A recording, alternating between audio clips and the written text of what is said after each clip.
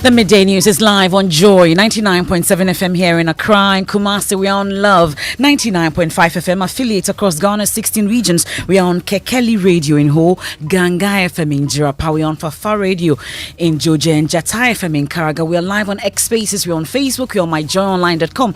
The Midday News is sponsored by Petrol Sol, your clean fuel in full quantity. Petrol Sol is always a delightful experience. Also brought to you by Duro Plus Ghana Limited, producers of quality PVC and HDPE pipes and water tank. Remember, we are the only water storage tank with a level indicator. Where Duraplus goes, water flows. This afternoon, the woes of the Ghana's cocoa board deepens. This afternoon, farmers are demanding direct sales of cocoa beans to buyers as former Agric Minister Dr. Owusu-Efiri Akoto reflects on the financial reform struggles he undertook during his 6-year reign. You'll be amazed at the amount of time I spent trying to straighten cocoa board and all of that. You know, in terms of their expenditures and all of that, which has gone totally out of hand to the detriment of the farmer. And there's even more danger for cocoa board as the Farmer Association say most of its members are converting their cocoa farms to other ventures, including leasing the land for mining activities. A lot of people want to cut down their cocoa tree, want to shift from cocoa to a different crop, all because they've seen that they have been enslaved for so many years. The industry has collapsed. So they should allow with the cocoa farmers directly sell our cocoa produce to make our money. We'll get to hear from the Ghana Cocoa Board. Also, fear of food shortage and price hike heightens as several hectares of farms are swept away by flood waters. We'll tell you the story of a farmer who's lost his entire investment of over 20,000 cedis to the floods in Sokbe. I did 1 acre of carrot, 1 acre of okra, so I couldn't pick any of the seed in the stores for the flood. We have details of that. Also, a grieving mother pleads for an explanation regarding the circumstances leading to the tragic death of a 19-year-old son at a women polyclinic in Cape Coast. Who even instructed that medicine? Because we're not there for injection. Only for them to declare him dead. And their sports. House of Folk reveal bold academy strategy for future financial rewards. We'll tell you more in 20 minutes. And much later, Vice Chancellor of the University of Ghana clears the air on report that the university's latest residential policy will lead to the conversion of the traditional Commonwealth Hall for an all-male facility into a mixed one. The policy that we put out there, which we are implementing, is for us to reserve the traditional halls for our first-year students. You want details of that? Please stay with me here on the Midday News. We are your home of independent, fearless and credible journalism. I am Emefa Apawu.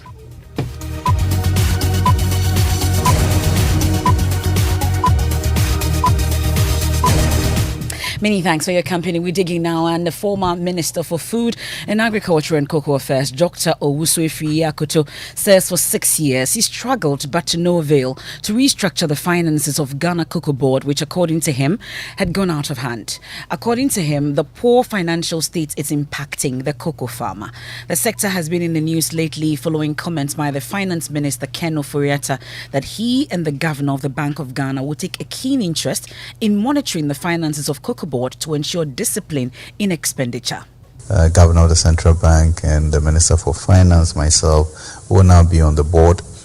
We also have set up a desk, or setting up a desk at the Ministry of Finance that will really interact with the financing division of Cocoa Board to make sure that the issues of fertilizer, cocoa roads, overheads, are all brought into an ambit of discipline.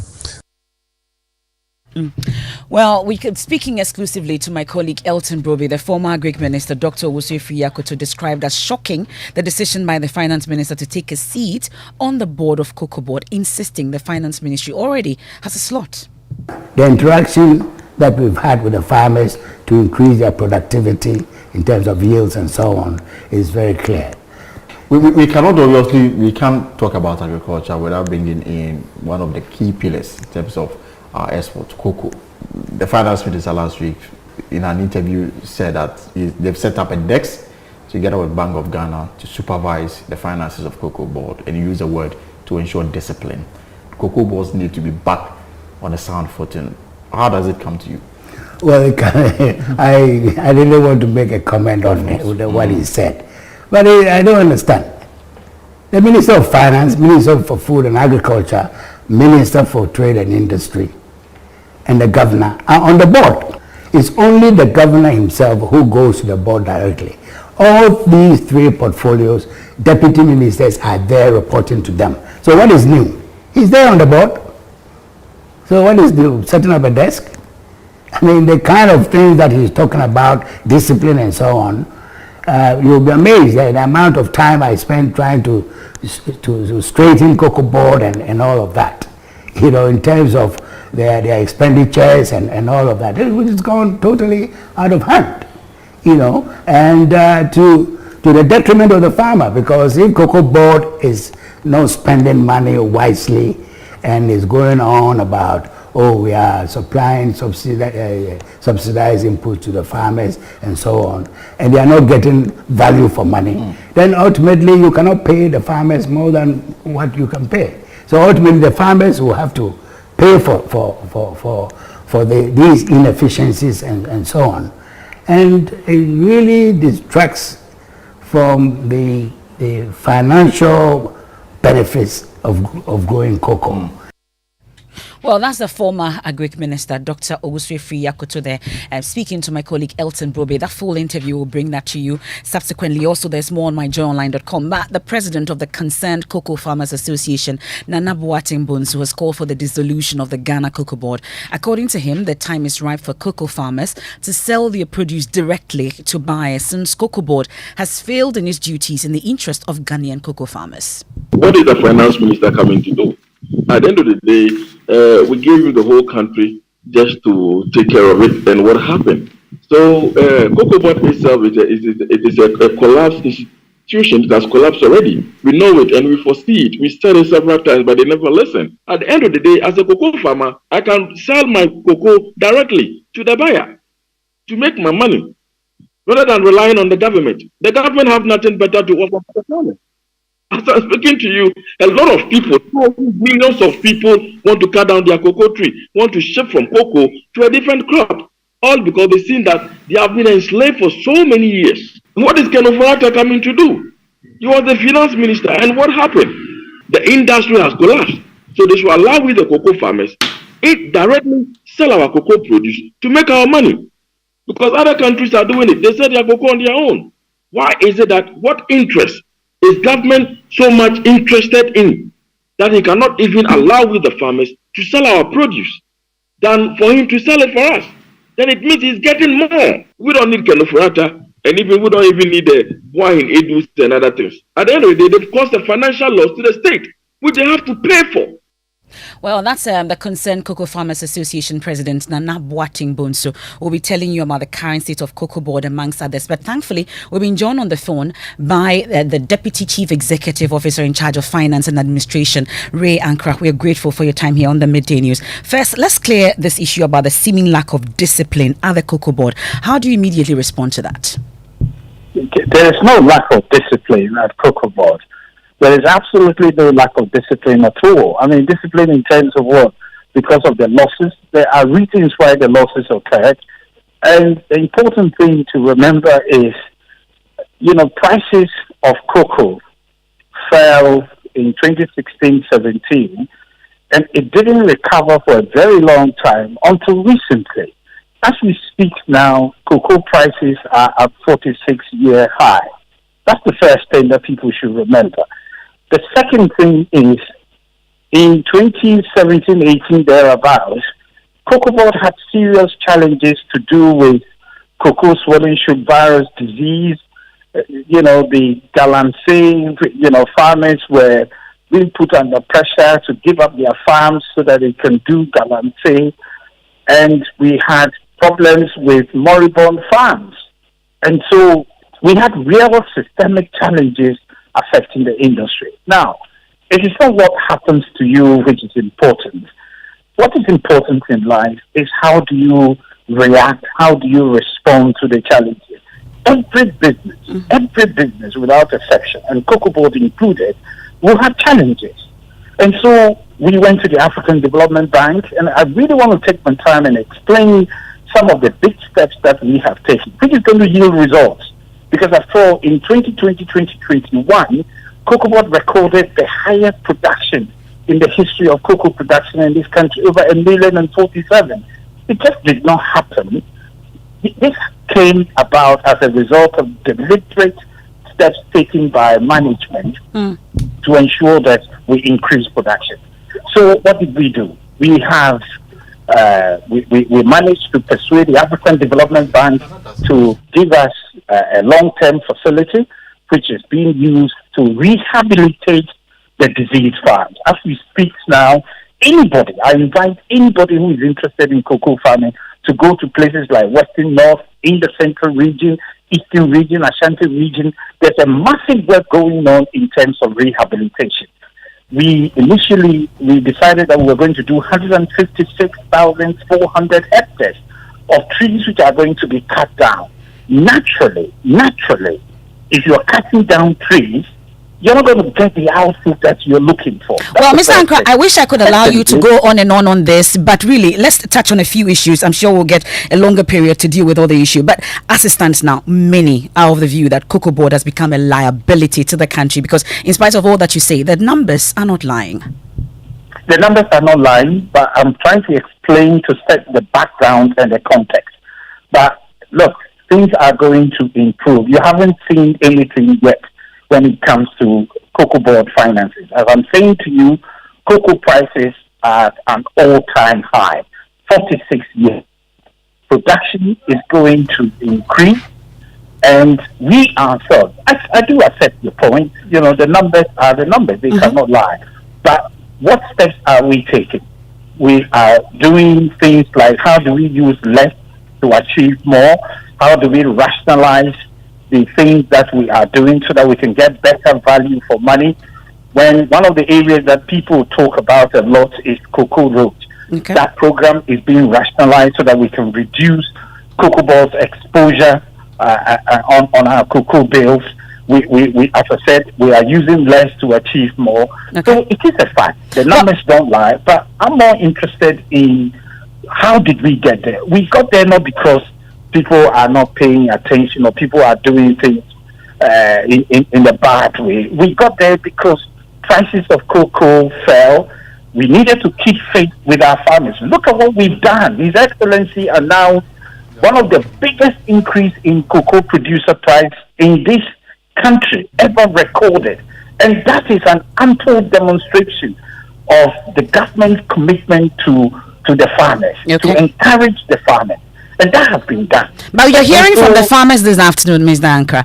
For them, it's time for a dissolution of the Ghana Cocoa Board. They want to actually sell their produce directly to the buyers. It appears that you are not living up to the bidding, for which reason we are hearing from the farmers saying this. You agree with them? No, I don't. I don't actually. I don't know where this farmer is coming from, but I will encourage you to talk to as many farmers as possible. Whoever said it is entitled to his or her own opinion, but I can also bring you many farmers who are very happy with the work that Ghana Cocoa Board is doing in terms of producing seedlings, helping them, building roads in their area so that they can evacuate their fertilizers. I mean, these things will happen. So you disagree with the farmers when they say they want to sell their produce directly to the buyers? Well, that is the structure of how Cocoa Board is organized. And I don't think I can speak to that right now. I don't think it would be in the best interest of cocoa farmers for that to happen. Because, look, one of the things we do as Cocoa Board is it is an integrated service. If you look at the pre-harvest side, if you look at the things that we are doing for our farmers, I mean, they have kept faith with the country. And I don't think that if there's a bit of a problem, and so farmers are saying that, they want to be selling that is not the way to go. Okay. The way to go is to reform, which is what we are doing, to show faith with the farmers. We've just announced one of the biggest increase in producer price for our farmers. We've done all that. And this is an ample demonstration of the commitment of Ghana Cocoa Board to our dear farmers in this country. We're grateful. Mr. Riankra is the Deputy Chief Executive in charge of Finance and Administration at Cocoa Board. Well, we've also been hearing from the development economist with the University of Ghana Business School, Dr. Patrick Isuming, saying that any attempt to stop the cocoa roads will impact negatively on cocoa production. Well, let's turn our attention to other stories now. And the Ghana Union of Traders Association, GUTA, says the COVID-19 levy and the special import levy must be abolished in the 2024 budget. The Finance Ministry will present the budget to Parliament in November, and ahead of that has been engaging interest groups, including GUTA. According to Finance Minister Ken Ofori-Atta, a number of these groups have expressed concerns about the high rate of taxes in the country, which will be considered before the presentation. Over this period, we've met with AGI, GUTA, Chamber of Commerce, all of that to take in their views. And predominantly is a multiplicity of taxes that they have raised as a major concern that we have to look at. So looking at the taxes, looking at access to capital, and the price of capital, I think will be key issues to address for the private sector. Now, GUTA says they have received assurances from the Finance Ministry that some taxes will go, but they are particular about the COVID-19 levy and the special import levy. They insist that it must be included in the taxes, and that will be reviewed. Dr. Joseph Obeng is president of GUTA. When the cost of doing business is low, it means that it will enhance on productivity, where government can even have more of the revenue that it seeks. We are talking about the 1% COVID levy to be removed. We also talk about the special import levy of 2% that has been imposed on us since the previous administration and all that. And that we also are talking about the VAT, the complex nature of VAT. But we know that a central planking government deal with the IMF is for government to raise more revenue. So where does that sit with these promises to consider a downward review of taxes? My colleague Kweku Asante joins me in studio with more. So Kweku, first, what role do taxes and revenue mobilization play in the deal with the IMF? Emefa, according to the IMF, Ghana's fiscal problems are rooted deeply in structural weak domestic revenue mobilization. Already, reforms like the increase of VAT rate from 12.5 to 15% has taken place, the restructuring of the e-levy, removal of discount on benchmark values at custom, and revision of income-based tax and 4 tax reforms is expected to contribute 1% to GDP by the end of the year. Well, we've been hearing from GUTA, and they are calling for the removal of several taxes.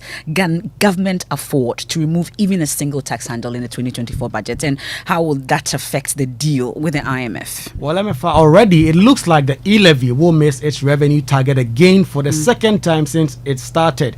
And in fact, tax revenue contribution to GDP under the IMF program is expected to increase from 13% last year to 14% by the end of this year. However, the fund expects that this figure to be 14.7 by the next review date, and that will be 18.7%. So it appears that government needs these taxes, and a review of them will go against government. Thank you very much, Kweku. Now, in the midst of all this, there's growing fear of food shortage and price hikes in the coming months as several hectares of farms are swept away by flood in communities in the Volta, Eastern, Greater Accra, Savannah and Bono regions. The over 3-week spillage of the Akonsombo Dam and Pond Dams by the Volta River Authority has led to the collapsing of home and businesses, leaving some 31,000 persons displaced. Now, this afternoon, farmers are counting their losses. Several rice farms, vegetable and fish ponds have also not been spared. Listen to a peasant farmer in Sokwe in South Tong district of the Volta region, Carl Ewoi, who tells Joy News he has lost over 6 acres of his farmland to the flood.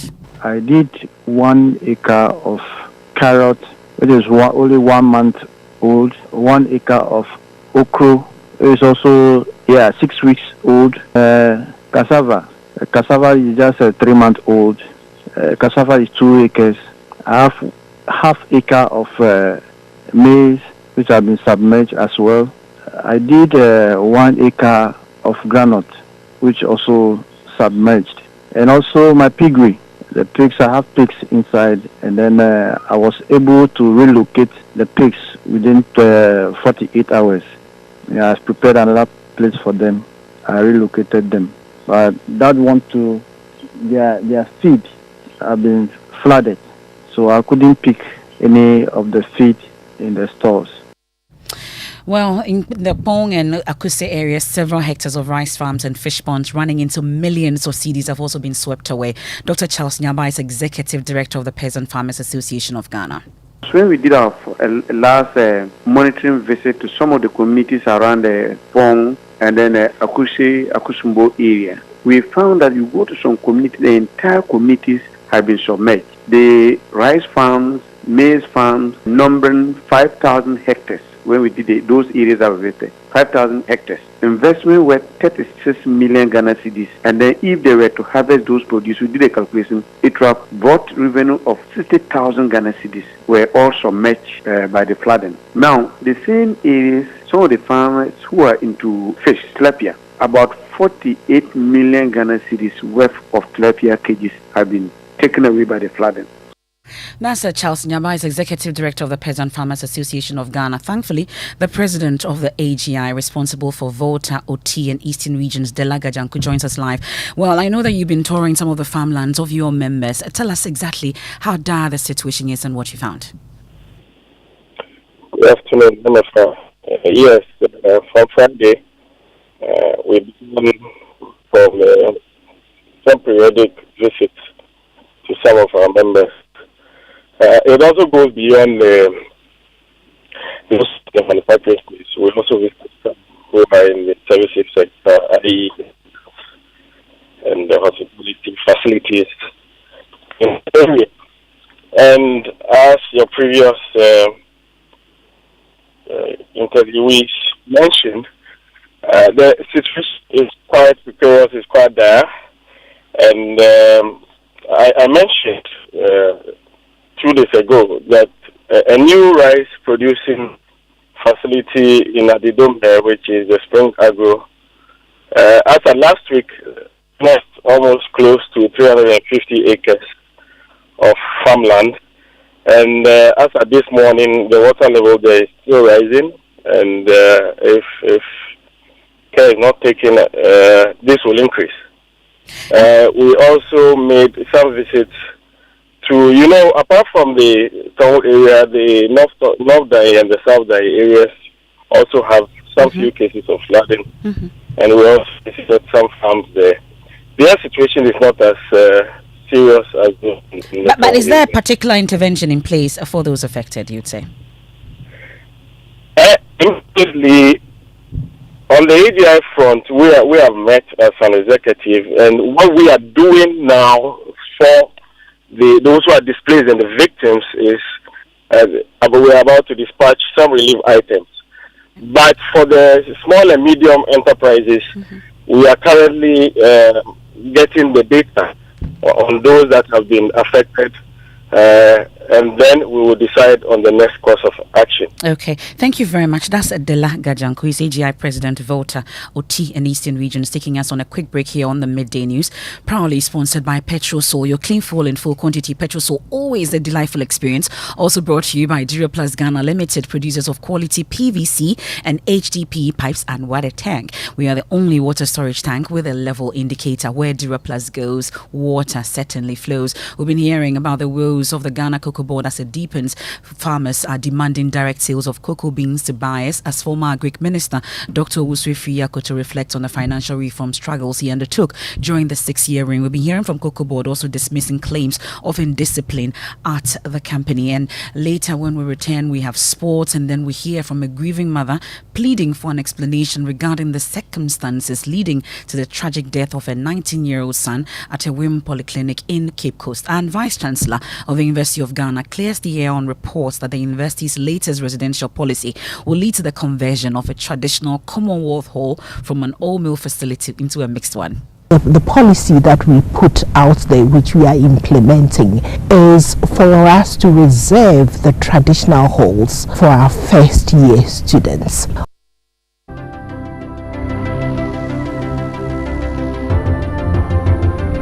when budgets are tight and money difficult to come by. You want to be sure you get the best value for your money. These are not times to be spending money fixing expensive engine problems because of cheap fuel and lubricants. Drive to a Petrosol station today and buy your quality fuel and lubricants, and rest assured of fuel that lasts long and lubricants that prevent expensive engine problems. Hear the sound. Petrosol, clean fuel in full quantity.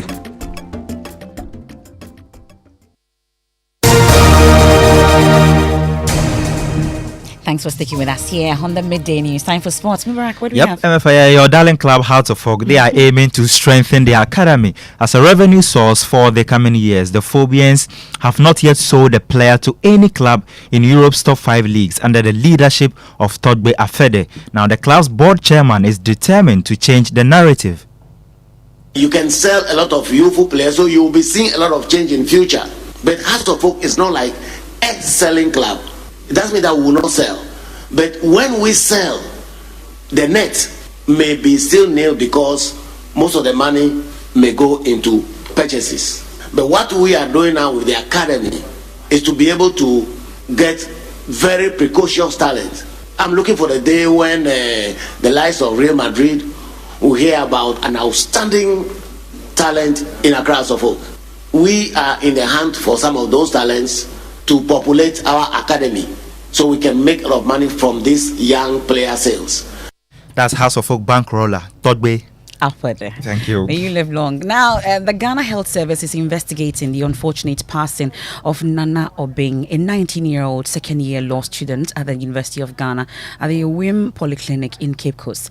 Nana Obeng's mother, Nellie Mills, said she brought her asthmatic son to the hospital to administer a nebulizer treatment to prevent an imminent asthmatic attack. However, she alleged that the medical staff administered an injection instead, which tragically led to her son's death shortly after. The Central Health Directorate says Nelly will have to wait for her answers after a thorough investigation and autopsy scheduled to last for the next 2 weeks. I don't think anybody feels the pain I'm going through. Nelly Mills is grieving. She's unable to pick herself up after witnessing her son's untimely death at the Ewim Polyclinic in Cape Coast. She tells me that her heart is in flames and nothing will douse it until she gets satisfactory answers from health authorities. He said, "Oh, ma, it's as if my asthma was to." And I said, "Oh, but there's no news. Because if your symptoms was to come, you'll be using Ventolin all this while. And you have your Ventolin pump around here. So just use it." And he said that if he used to use nebulizer, that would have been faster than the Ventolin. Her 19-year-old son, Nana Obeng, a second-year law student at the University of Ghana, perished at the Ewim Polyclinic while seeking to use a nebulizer to control his asthma. Nelly said although she wanted to stay with her son, she rather chose to rush to the pharmacy to buy a prescribed medicine. But upon her return, Nana Obeng's condition had deteriorated. When we got there, only for me to know that the medicine was 7 cedis. I thought that 7 cedis, and they don't have it at the facility there. When we got there, I met my boy vomiting, and I said, "What is happening?" Then he got up, he became like a tent. So when I was shouting, they came to hold me that I should go out. Then my boy shouted that they've injected him. So I was asking, what injection? What injection? Nana is not here for injection. Who gave him the injection? Nelly sits on the favorite sofa her son used to occupy in the living room. She begs authorities to set her heart at ease. That's Jojo Kobinus report. We'll bring you the full version of that subsequently. Now we have stories of hope with Hannah Odami. Imagine a barber who does his work with dexterity with one hand. That's not all. He's also an athlete and a key member of Ghana's Paralympic team. Here's your stories of hope.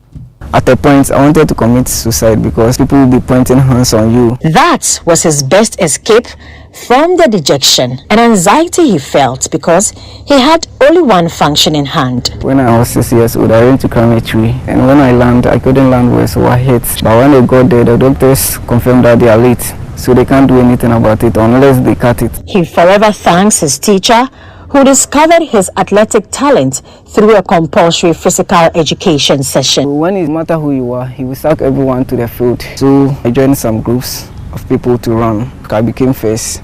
So since that day, he never jokes with me. At dawn every weekday, Amos sharpens his talent by training.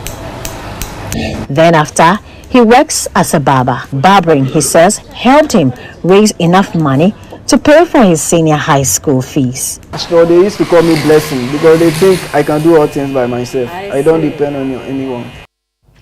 And just before we head out, management of the University of Ghana says it will continue to implement its latest policy of reserving all traditional halls on campus for first-year students. The Old Vandals Association, made up of university alumni who were once a Commonwealth Hall residents, has taken to school management to court, taking them to court over a claim that the policy will convert the all-male facility into a mixed one. We can hear from Vice Chancellor Professor Nanaba Apiamfo. The policy that we put out there, which we are implementing, is for us to reserve the traditional halls for our first year students. Also because of the disturbances that were going on at the time between the students of these two halls. I do not think that you come to the university for 3, 4, even 5 years and you resided in a particular hall, and after you have left the university and you are working out there in your companies, you would want to basically dictate how the university management manages these halls. You see quick question to space, but that's the Vice Chancellor of the University of Ghana ending today's edition of the Midday News here on Joy 99.7 FM in Accra, Kumasi on Love 99.5 FM. There's more when you log on to myjoyonline.com. Amongst others stories there, it's embarrassing, but government is working to pay Uswan Kuma on Trafigura judgment debt. That's and more on myjoyonline.com. We have Living Word with Pastor Mensa Otabil. I am Emefa Apawu. Many thanks for your company.